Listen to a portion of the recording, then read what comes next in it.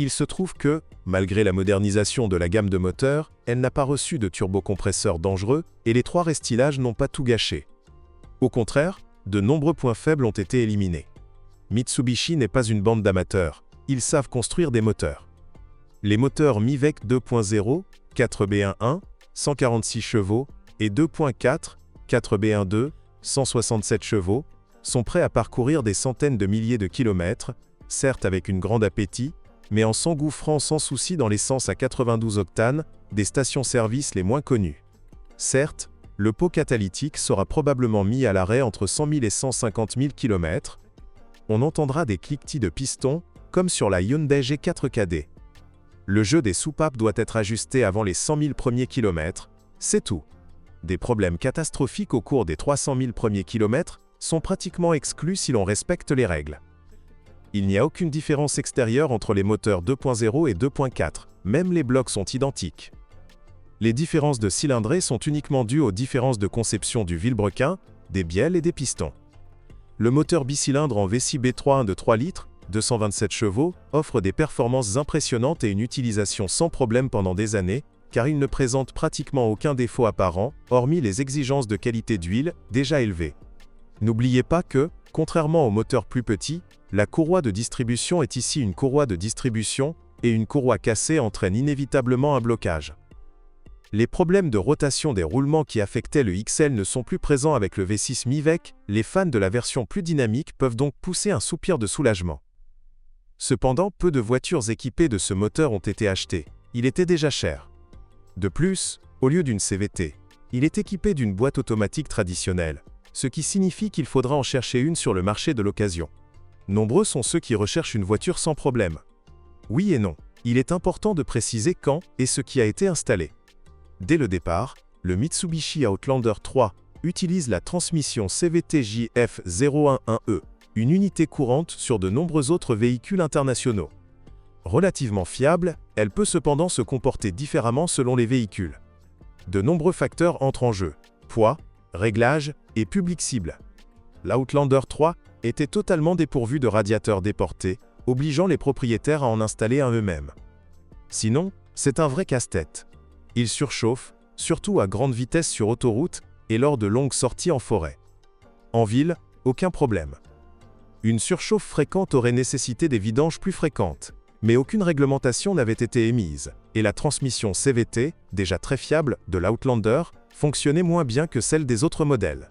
Les soupapes du corps de soupape s'encrassaient, les roulements des cônes cédaient, et, dans les cas les plus graves, des éraflures apparaissaient sur les cônes et la courroie s'usait. Heureusement, la réparabilité permettait de résoudre ces problèmes à un coût relativement faible, sans remplacement complet. En 2014, le radiateur a été réinstallé et le problème de surchauffe est devenu chose du passé, tandis que la durée de vie moyenne de la transmission CVT a augmenté d'environ 50%. Lors du premier restylage de 2015, la gamme de transmission a été enrichie d'une nouvelle génération de boîtes Jatco CVT, la JF016E CVT8. Si la mécanique diffère peu de celle de son prédécesseur, la tenue de route s'est nettement améliorée, ou, comme le dit un propriétaire de l'Outlander modernisé, comme sur Terre. Sa durée de vie est restée quasiment inchangée, même si le démontage du corps de soupape révèle que la transmission a été peaufinée et que les composants ont été optimisés au maximum. Les constructeurs ne se soucient guère de la fiabilité. Il semble qu'il n'existait pas de boîte CVT adaptée à l'Outlander 3 litres. Mitsubishi a donc dû utiliser la vieille boîte automatique hydromécanique Jatco JF613, éprouvée et donc sans problème. Elle est pour le moins fiable. Vous savez, le reste de la transmission du Mitsubishi Outlander 3 est probablement le plus robuste. Compte tenu de ce que les engrenages et les roulements doivent endurer dès le départ sans se casser, on peut affirmer sans se tromper qu'il n'y a aucun point faible. Comme l'ont constaté les propriétaires d'Outlander 3, le constructeur a pour règle de sous-remplir les boîtes de vitesse, un constat que beaucoup découvrent avec effroi lors de la vidange. Tout cela pourrait être imputé à une fuite chronique des joints de la boîte de transfert et de l'essieu arrière. Mais certains propriétaires avertis changent les liquides presque immédiatement après l'achat d'une voiture dans la salle d'exposition. Et même dans ce cas, l'image est absolument identique. L'huile est noire, avec des copeaux, et son niveau est clairement en dessous du niveau. Je ne peux pas vraiment critiquer le châssis pour ses défauts. Il n'est certainement pas friable. En général, il est difficile de recueillir des statistiques sur les défaillances de suspension. Il s'avère que même un châssis en parfait état de fonctionnement peut être plus bruyant que prévu. Le problème réside peut-être dans l'insonorisation, ou plutôt dans son absence. Cependant, de nombreuses plaintes s'avèrent loin d'être infondées. Par exemple, sur les véhicules antérieurs au restylage, les roulements de roue tombaient en panne les uns après les autres, avant d'atteindre les 100 000 km. Sinon, rien d'anormal. Les bacs de bras de suspension remplissent également leur rôle sans problème pendant 250 000 km. Mais les joints en caoutchouc de la barre stabilisatrice sont une autre histoire. À 100 000 km, il faudra probablement tout remplacer, y compris les bras de suspension. Les amortisseurs ont également une durée de vie moyenne d'environ 100 000 km. Les rotules de suspension ne posent pratiquement aucun problème. La suspension arrière multibras ne nécessitera aucune réparation tant que la CVT fonctionnera, voire plus longtemps. Ainsi, tous les problèmes ne surgissent pas spontanément. Parcourir 250 000 km avec les bacs de bras de suspension est un jeu d'enfant. Même si l'arrière s'affaisse fortement, sachez que le problème vient probablement des ressorts. Le système de direction ne nécessitera pas non plus de réparation à long terme. Les cognements initiaux dans le volant lorsque vous le balancez d'un côté à l'autre peuvent facilement être attribués au mécanisme de direction assistée.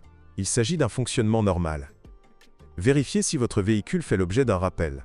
Votre concessionnaire pourrait remplacer gratuitement vos étriers arrière et votre mécanisme de frein à main. Avec le temps, ces derniers peuvent se coincer, ce qui peut consommer du carburant, des disques et des plaquettes de frein, et généralement entraîner une surchauffe de ce composant essentiel. N'attendez pas. Le système électrique de l'Outlander 3 sera source de préoccupation. Plus précisément, le point faible, et non le moins cher, est le module de confort, aussi appelé unité de contrôle ETACS. Le CU est irréparable. Il doit être remplacé. Le symptôme le plus courant d'une panne imminente est un dysfonctionnement du système D, éclairage ou des ventilateurs de refroidissement du moteur. Ces systèmes sont-ils devenus inopérants? Préparez votre budget. Une fois la garantie expirée, seul le connecteur fondu sous le siège conducteur est remplacé gratuitement, car une campagne de rappel à grande échelle a été lancée à ce sujet. La rouille se développe assez rapidement. Il est préférable de retoucher immédiatement les éventuels éclats et rayures, sinon la zone affectée risque de rouiller. Ce phénomène est particulièrement visible sur le soubassement, les jupes latérales et le silencieux des Outlanders de 3 à 4 ans n'ayant subi aucun traitement supplémentaire. L'épaisseur de la peinture est normale, environ 100 microns, mais à en juger par les rayures et les éraflures qui se propagent rapidement, le revêtement est fragile et n'adhère pas bien à la carrosserie. Même la zone de contact avec les joints de porte sur les montants s'amincit à vue d'œil.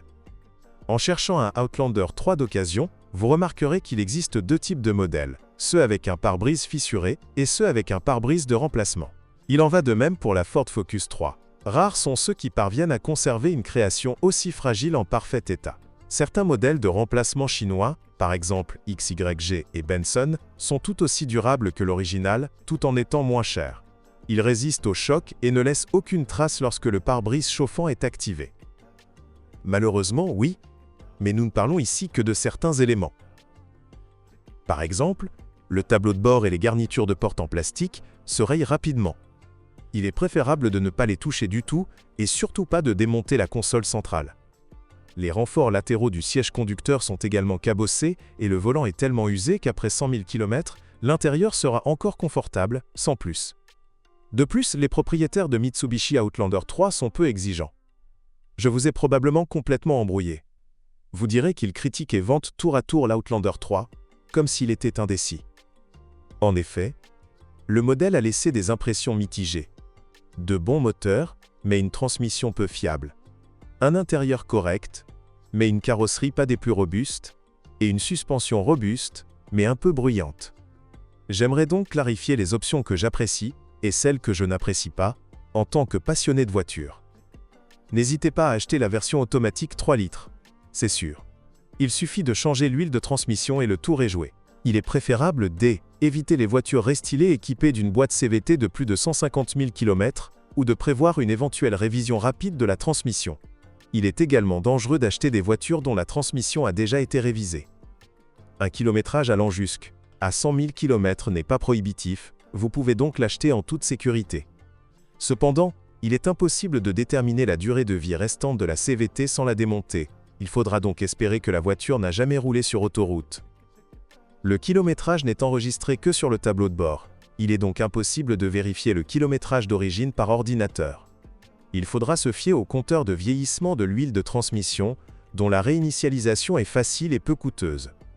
Avant de vous lancer dans la recherche d'un Mitsubishi Outlander 3 d'occasion, il est essentiel de déterminer les versions que vous êtes prêt à accepter, avec leurs faiblesses, et celles que vous n'acceptez pas.